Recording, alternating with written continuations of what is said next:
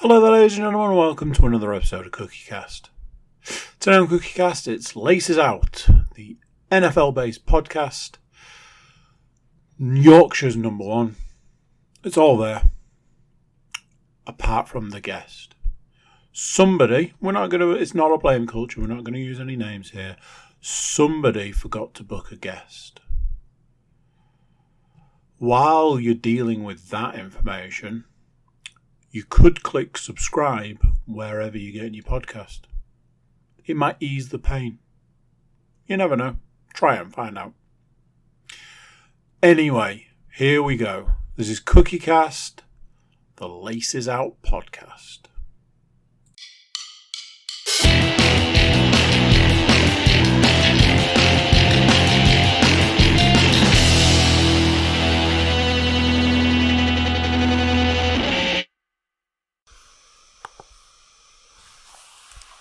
Recording in progress. She knows the deal. It's one of the many football podcasts that we do. But this is the hand egg version. NFL football, NFL American football, all of the different versions, different ways of saying it. Me and my co-host, Paul Williams, who for you YouTube watchers can see, but for you audio listeners cannot hear just yet. We are here to discuss a new week of games and look at what happened last week's games. We'll also talk a bit of fantasy, the disappointment that is fantasy football for some of us, and I believe I've been contacted by one Stuart Woodmancy who wanted me to read out a death threat on air. I've had to edit it down to just the bit where it just like 300 times it just said "you son of a bitch." I don't know what that's about. Something about taking out Christian McCaffrey again, apparently. I don't know. Nothing to do with me, mate. I believe Stu doesn't believe that. I believe Stu has said that it's absolutely something to do with you. So, where should we begin? Where indeed? Well, the eagle-eyed and eagle-eared amongst the viewers and listeners will have noticed at this point that there's only two voices on this here podcast, and which means we're unable to secure a in-studio guest, as it were. And that falls solely to me. Purely because this morning I was like, who should be the guest this week on the podcast? And I had a little look. I was like, Well, I can tell you for now, one of those people won't be coming on. Who's the other guest? Let's see if we can get the other potential guest. And I looked, and it was your friend of mine, Mr. Rob Rafton. I was like, such short notice to try and get Rob on. So it's poor planning on my part. It's the 3 P's, piss poor performance. So apologies to the guest. Apologies to Rob. I promise I'll do better.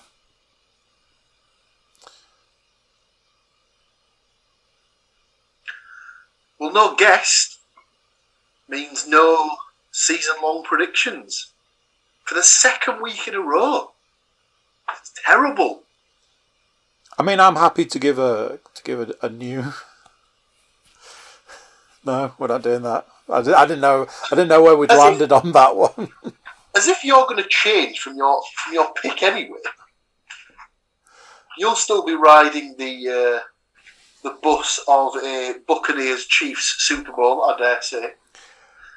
Oh, I would happily keep one of those teams. The other, I'm not convinced.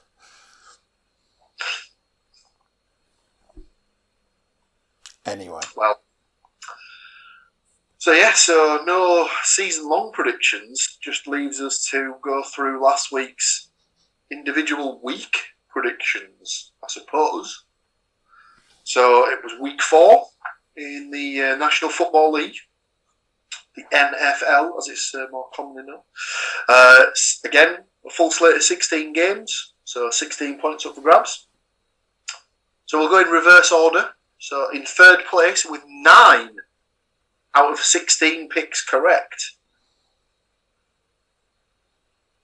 it's Mr. Paul Williams. It's a disappointing week. Whoa. Down by, amongst others, the Titans, the Saints, who obviously decided this was the perfect weekend to lose to the New York-based teams. Stupidly, I'd taken the Lions to get their first win of the season over the Bears, the Dolphins to beat the Colts, the Falcons to beat the Washington football team, the Rams to beat the Cardinals, and the Raiders to beat the Chargers. So I was very, very wrong on 7 out of those games. So only 9 points for me, sadly, this week. In second place, with 10 out of 16 picks correct, it's Mr. Andrew Cook, ladies and gentlemen. Mr. Cook let down by, again, the Titans and the Saints. And the Dolphins and the Falcons. Oh, he also picked the Panthers to beat the Cowboys. And he also picked the Raiders to beat the Chargers. So, yeah, sadly, only 10 correct for Mr. Cook this week, which means we have our first guest point of the season with an amazing 11 out of 16 correct picks. The point for this week goes to the guest, which was Mr. Stuart Woodmansey. So, congratulations to you, sir, if you get a chance to listen to this back. Obviously, you only missed on 5, so you only had the Titans against the Jets, the Saints against the Giants, Falcons against the Washington football team, the Rams against the Cardinals, and the Raiders against the Chargers. And he was even sat wearing a Chargers jersey, so he should really have, stayed at home and gone with that as his pick. But as it did, in the end it didn't matter, because he was able to pull out 11 precious points to get himself on the board for himself and the collective guest. So the updated scores move us to Mr. Andrew Cook with half a point for the season so far. The guest has a singular point, and I am still out in front with my 2.5 points. Well, I'm not loving it. No, what can I say? Gonna have to bring it back this week, aren't I? 16 out of 16 picks correct. Full points. Full marks. Extra point for getting all of them correct. And we're off to the races. That's all I'm saying. So, right. Need to get this out there. I feel because we're still talking last week. I've got some stats. I believe you've got some stats. Something that I need to address, because this is something that I didn't even realise before the game. I only realised this after the game. One Richard Sherman up in sticks and doing one off to the I don't want to say bandwagon, but jumping ship literally to the Tampa Bay Buccaneers. Now, I saw something earlier in the week where he was being interviewed and somebody was asking him about Tom Brady. And I was like, well, maybe they're just talking about like matchups against him. That's what it seemed to be, however you matched up against teams that have had Tom Brady as a quarterback, all that sort of stuff. I was just like, I didn't really think too much of it. And then yesterday, I saw all this stuff about, here's Richard Sherman's New Jersey, like him talking about how his performance was in the game, news articles about him, whether he was going to play the first game for the Bucks and stuff. I don't know if I'm the only one out there that thinks that this is just a completely random thing. Well, he was a free agent, so he wasn't still on the books of the 49ers anymore. I don't know if he got released after he got injured last season, or if he just got cut at the end of the season, or if his contract just expired at the end of the season. But he was a free agent, and I think it did sort of come a bit out of left field. But I think it was one of those ones that was on the cards because the Bucks were short, and certainly are short in the defensive ranks at the minute. They're a bit beat up at defence. So it was one of those, came out of left field, but if you'd been looking in the right places, you probably would have put 2 and 2 together that it was going to happen, sort of thing. Probably if everyone was fit, he probably wouldn't have played on Sunday, but they had no one else. So he had to go straight into the fire, so to speak, on the Sunday Night Football in New England. Indeed. Obviously one of the biggest stories of the week was the Tampa Bay Buccaneers going up against Tom Brady's former team, the New England Patriots. Again, it's one of those situations where I'll happily hold my hands up and say, certainly a lot closer than I thought it was going to be. I got a bit tired of seeing all the stuff all week about, Patriots are going to absolutely dominate in this game. Mac Jones and Bill Belichick have got what they need to take down the Buccaneers. I was like, don't be that guy. Don't go out on a limb and say that you can do that. To be fair, like I say, very close. But as you and I have already had the conversation, end of the day, a win is a win is a win is a win. And as far as this version of the Buccaneers with TB12 at the helm, whether you win by 1 point or you win by 50 points, it's still a win. It still puts you that bit closer to going back to the Super Bowl. Speaking of Super Bowls, something else that has been announced in the last week, what people are calling possibly the most exciting halftime show has been announced for the Super Bowl. At this point in time, I'm still a little sketchy on exactly who's been confirmed. I know that Dr. Dre, Snoop Dogg. I saw that Eminem was confirmed, but then when I saw that it was then, the confirmation of it, I didn't see his name listed. Then there was a list of names that weren't as well known to me. So when I saw it was 5 people. Mm-hmm. It was those 3 that you named, plus, oh God, I can't think of a name. Mary J. Blige. That was it. Kendrick Lamar was the last one. That was it. I was like, Lamar Jackson. I can't imagine he's going to be singing at half. Kendrick Lamar Jackson. Throwing bombs and dropping mics. Well, they actually said I can't remember what it was that I saw it on, but someone said that apparently during the Super Bowl where Michael Jackson was the halftime entertainment, it must have been in a Super Bowl where the Cowboys were playing, so it would have been the Cowboys against the Bills from either 94 or 95. And apparently Michael Irvin was interviewed once, and he said that because it was Michael Jackson, he snuck out of the dressing room during the halftime break to watch the performance and stuff like that. And people were joking that, yeah, that's probably going to be the case for quite a few of the players this year. So you'd imagine there'll be a couple of players just sort of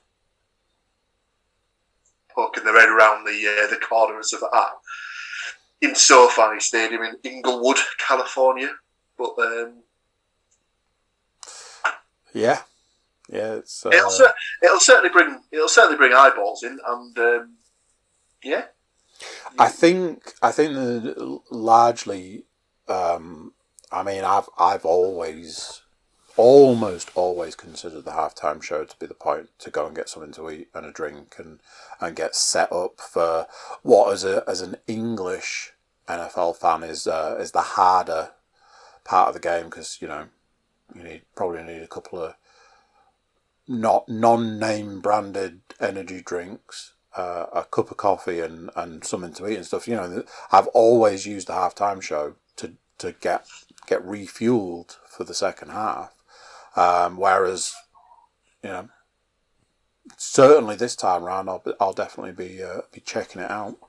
Absolutely. But yeah, that's some stuff about the Super Bowl. But the Super Bowl's a long way away. Shall we talk stats? Shoot off, my friend. I've got stats, and I know you've got stats. What I can't confirm, which unfortunately I do think means the lack of confirmation as confirmation itself. Don't know where these stats were originally pulled from, so that would suggest probably not our good friend Nate Davis. So unfortunately, I cannot give credit for the stats other than the stats mistress herself. So I apologise if these stats are originally yours, but I can't say for sure. Week 4, NFL Stats 2021. Number 1, and what a stat to start on. I am loving this stat. The Arizona Cardinals have emerged from Week 4 as the number 1. The league's only 4-0 team. Honestly, I say it every week, I am loving Cardinals football. If it carries on like this, I'm actually really looking forward to getting the JFG on, because I know he's going to be a big fan of what's going on there. 2. Game of the week in terms of build-up had to be Tampa Bay Buccaneers versus New England Patriots. The Bucs beat the Patriots 19-17, allowing Brady to join Breeze, Brett Favre and Peyton Manning as the only quarterbacks to beat all 32 teams, thanks to a 56-yard Nick Folk field goal attempt that banged off the upright. Maybe the most amazing stat of Week 4, Brady, who had a pedestrian 269 passing yards, rushed for 3 or 4 more than the Patriots had collectively. 3. New York. The Giants and the Jets both got off the board with their first wins of 2021 on Sunday, which was also the first time ever both Big Apple teams won in overtime on the same day. Buffalo also cruised 40-0 past the Houston Texans, meaning New York actually went 3-0 in Week 4. Number 4. Amazing how far the New Orleans Saints passing game has evaporated. Encapsulated during the loss to the Giants, New York had 3 receivers with more than 75 receiving yards, while the Saints had none. 5. Despite the setback to the Cowboys, New Panthers quarterback Sam Darnold still has more wins, 3, this season than the Jets and Giants combined. Sticking with Sam Darnold, number 6 is Darnold now leads the NFL with 5 rushing touchdowns. No other quarterback has ever scored that many times on the ground in his first 4 games. Lamar who? By comparison, Darnold had 5 rushing touchdowns total during his first 3 seasons with the Jets. Over to you, sir. The thing with I'm sure they covered it on Red Zone at some point about Darnold as well, or what it might have been during the actual game coverage, was that at one point on Sunday, I think he was the leading rusher for touchdowns in the entire league. Yeah. So he'd run in more touchdowns than even running backs and stuff like that, which was a bit crazy. But we continue with the stats, and Seattle Seahawks quarterback Russell Wilson notched his 100th career regular season win in his 148th start. Wilson, who has never missed a game since being drafted in 2012, joined Peyton Manning as the only players to reach the century mark in their first 10 seasons. That's pretty crazy that so we'll have to go back through that, but that means that the Seahawks, since he's been there, have never had a winning record of less than 9 wins a season. That's insane. Or less than 10 wins a season, in fact. Watch out for the Cleveland Browns' ascending defense, which has allowed 13 points and 292 yards total over the past 2 weeks. Sunday's lockdown of the normally explosive Minnesota Vikings was far more impressive than Week 3's wipeout of the Chicago Bears. Nice to keep old Kirk Cousins to a sultry touchdown. It was a singular touchdown on Sunday. Let's move on quickly.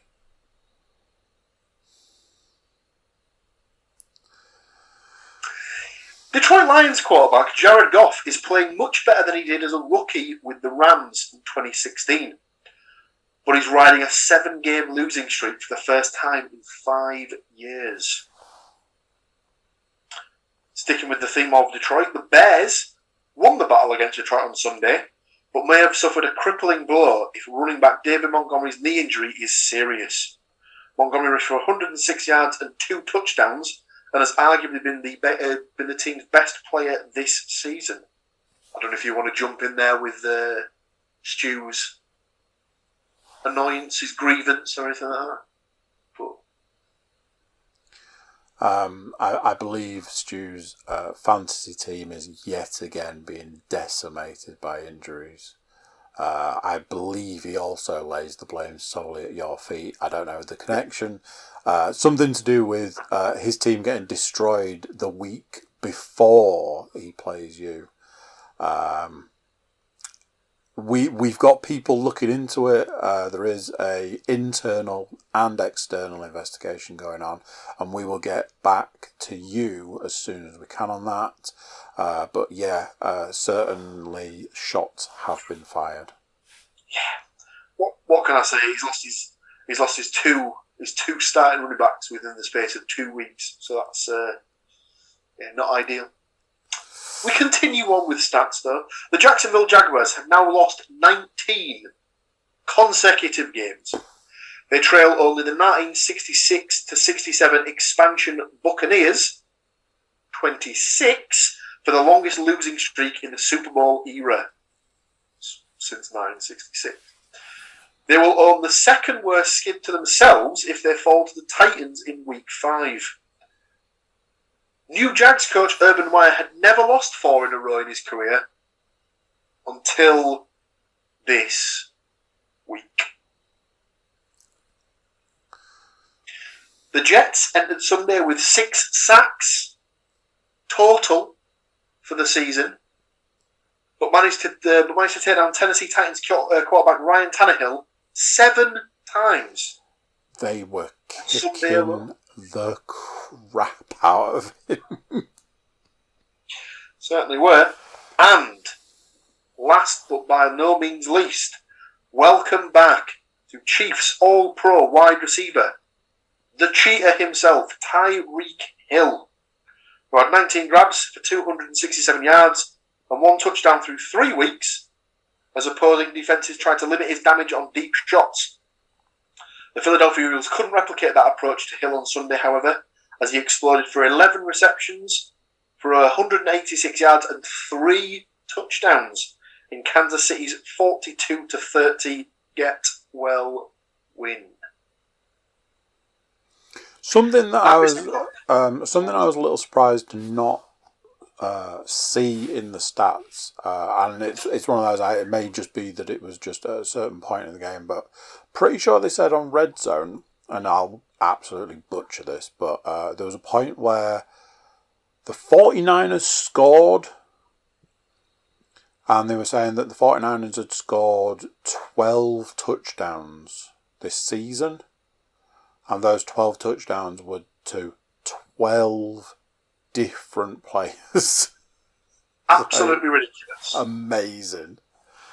I actually had this conversation with Matt Moore on Sunday, where it's getting to the point where, from a fantasy perspective, San Francisco 49 players are undraftable because you just can't guarantee if you're going to get any production out of them, because they're either not going to play, they're either going to play but not get any targets, or they're going to get injured. It's crazy. They're just they're one of those teams that just annoys me because they don't have they don't have any standout players other than Kittle, really.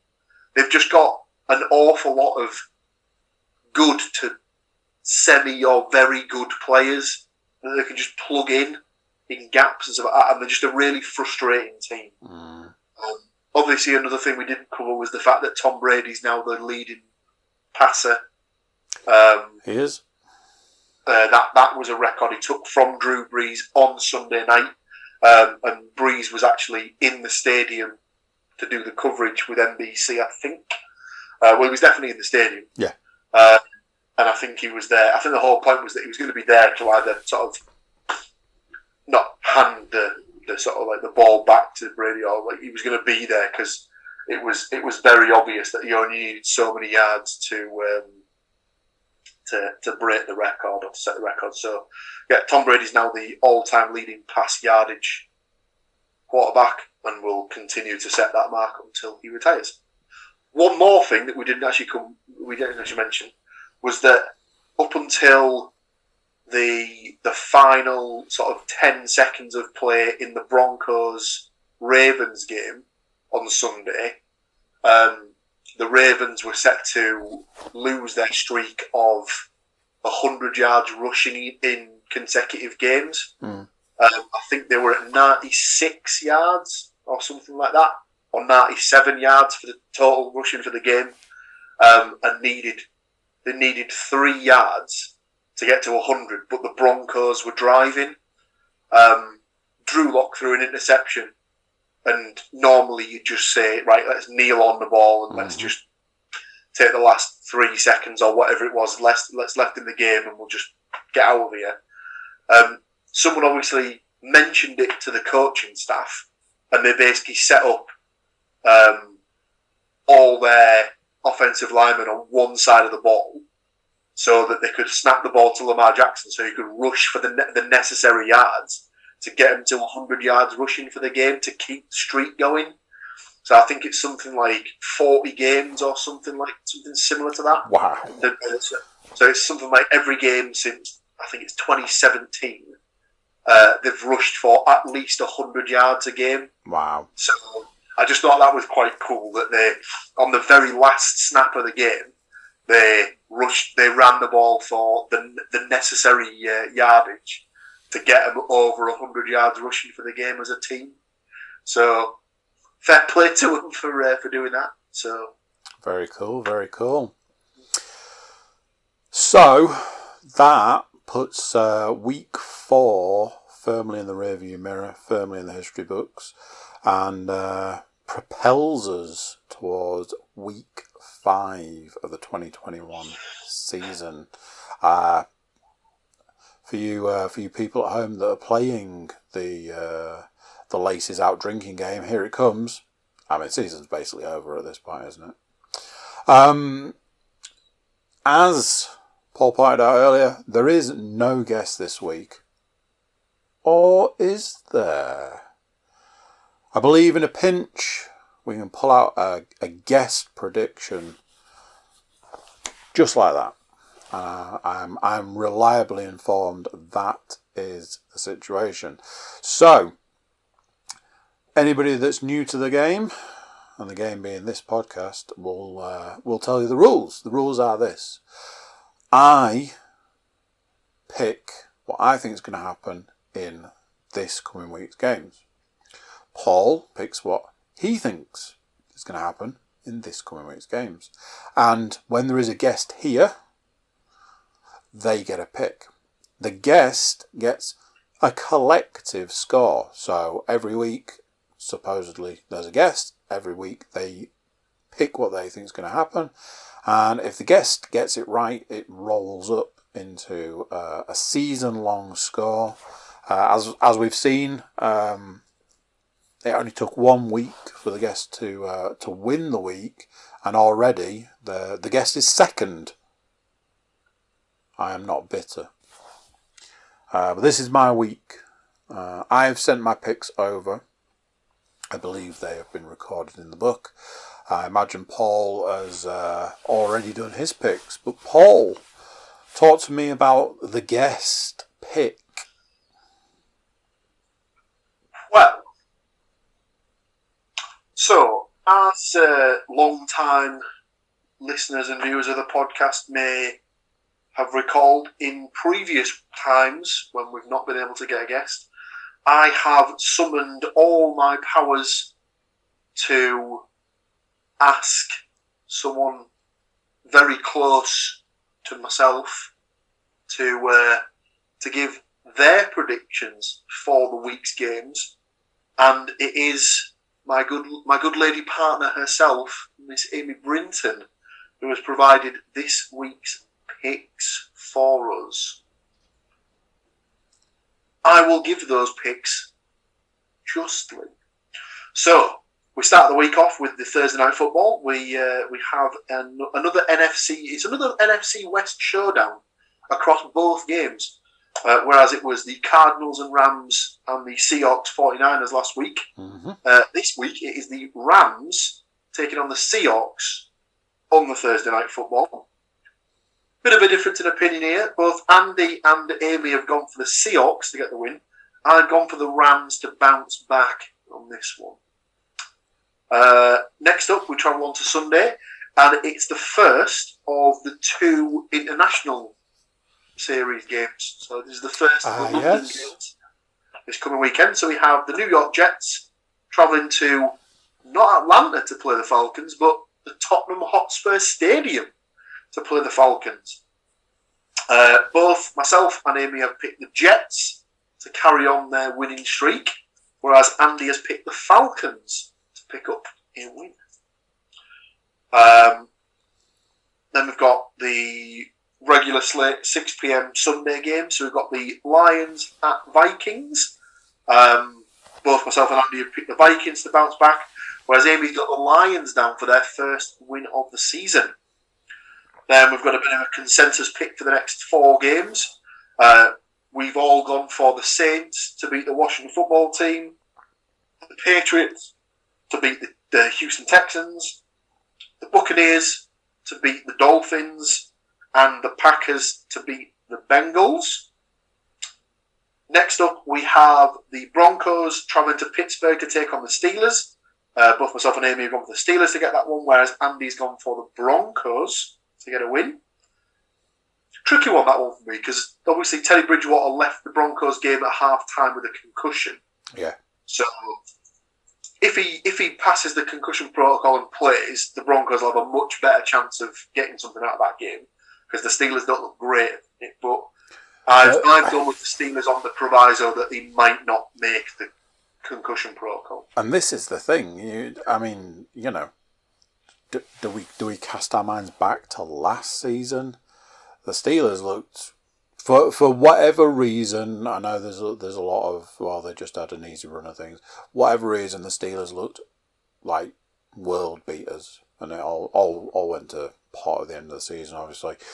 But this season, they look terrible. It's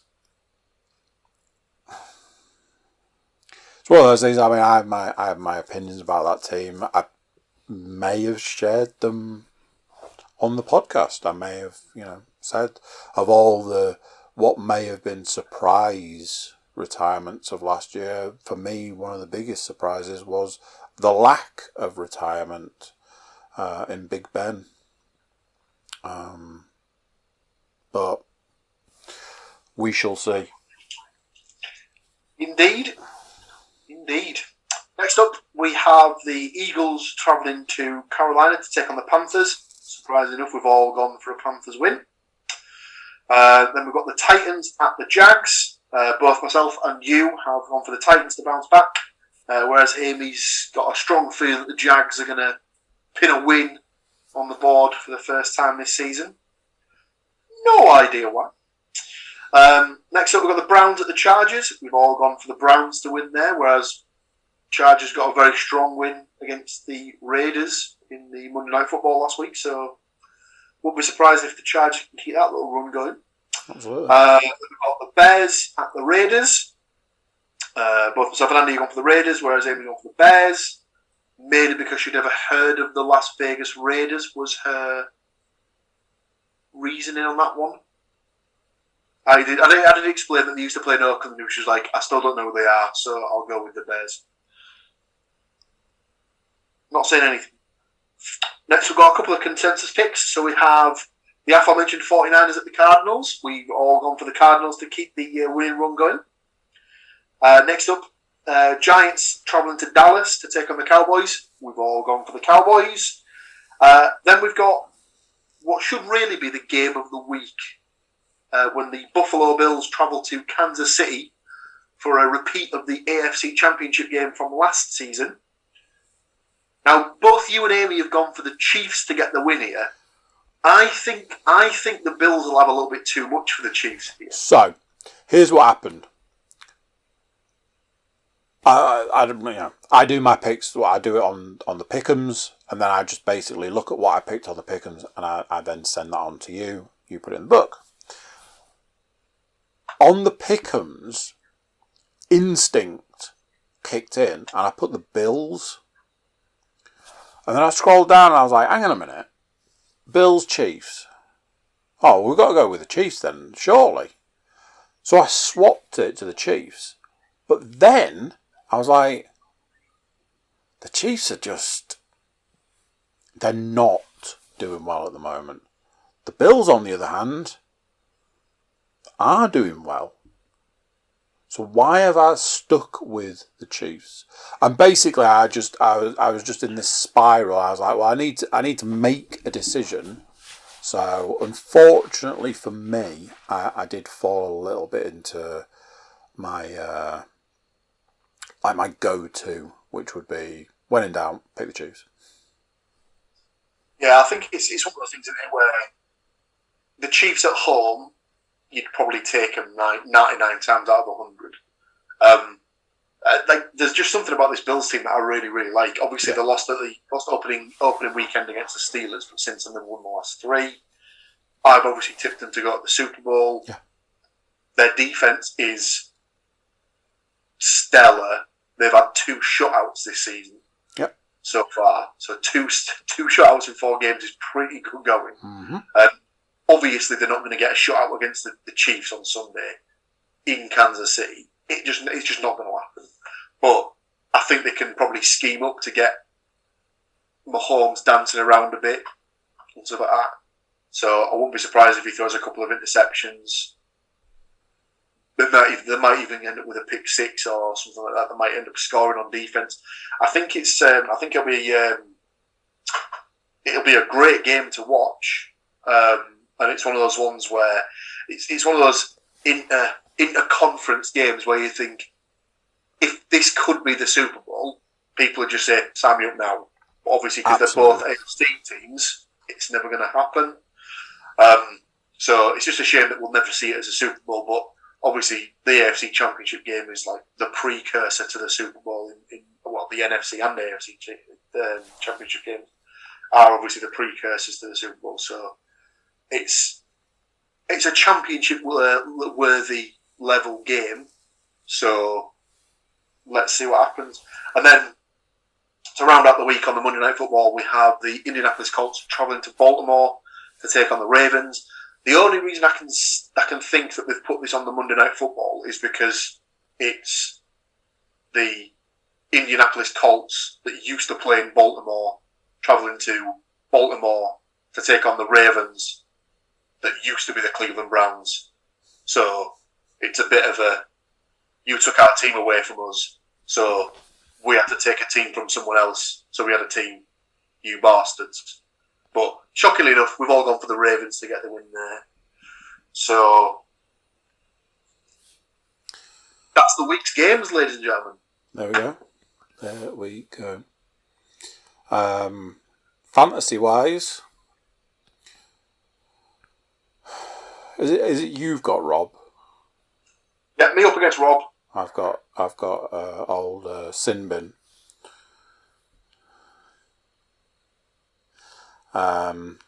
So yes, I am struggling with my team this season. I thought a little bit of dancing around, making some drops, some pickups, and this, that, and the other might help. But I am starting to think that there's some kind of curse at this point, because the questionables, the outs, and that started trickling in. What I thought initially was going to be a good defense is not proving that way. I mean, look at it this way. My QB1 is Kirk Cousins, so let's just. Yeah, that's never gonna go well for you, is it? Let's be honest. No, it's not.